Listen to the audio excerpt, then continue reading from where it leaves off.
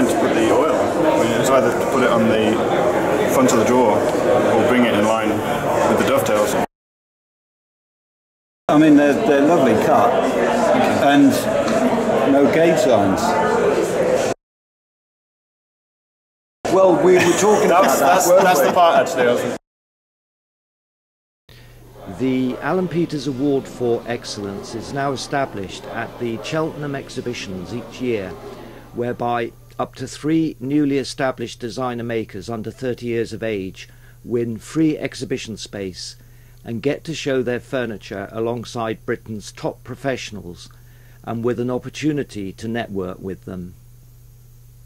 Alan Peters was a direct link with the English arts and crafts movement, having apprenticed to Edward Barnsley. He set up his own workshop in 1962. He not only expressed the virtues of truth to material, respecting the way timber behaves over time, but through his career and travels to the East in particular, he achieved great visual simplicity in his timeless designs, moving the best of tradition on. He was also a highly encouraging teacher, and whilst those who met him would recall he always stroked the wood as he talked, there was hardly a person who'd met him who had not been touched by his generosity and direct honesty.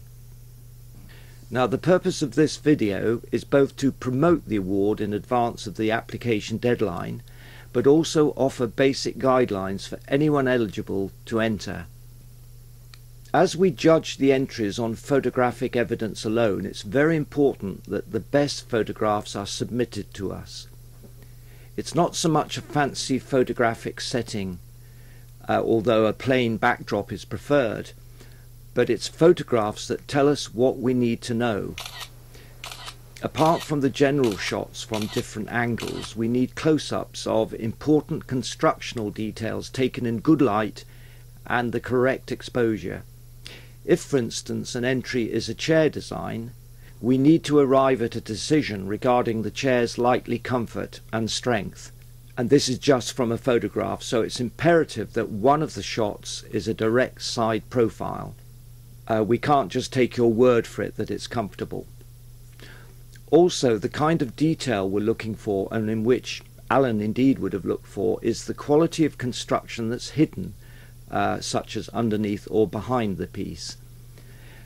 A good example in Alan's work was the stout reinforcement of edge jointing boards, not relying on glue alone.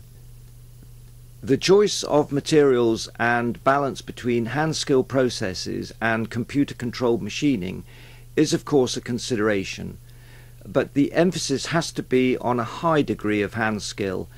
But of course Alan Peters embraced machines, as we all do. As judges, we are looking for innovation, and that's something Alan Peters would have really encouraged, and a good overall mix of excellence in craftsmanship with the piece saying something new. What is very important, and part of my request that you share this video with anyone you feel might be eligible and interested in applying for the award, is to plan well in advance for the application deadlines.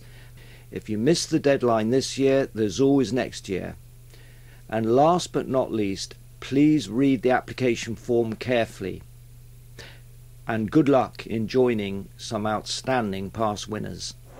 Feeling, but yeah, it came as a surprise, I must admit. I love the colour of it. Yeah, it's come out really well with the linseed oil finish. And a bit of medullary rays showing down there. You can then rest your device against this in portrait or landscape or at any point along the space. So you're giving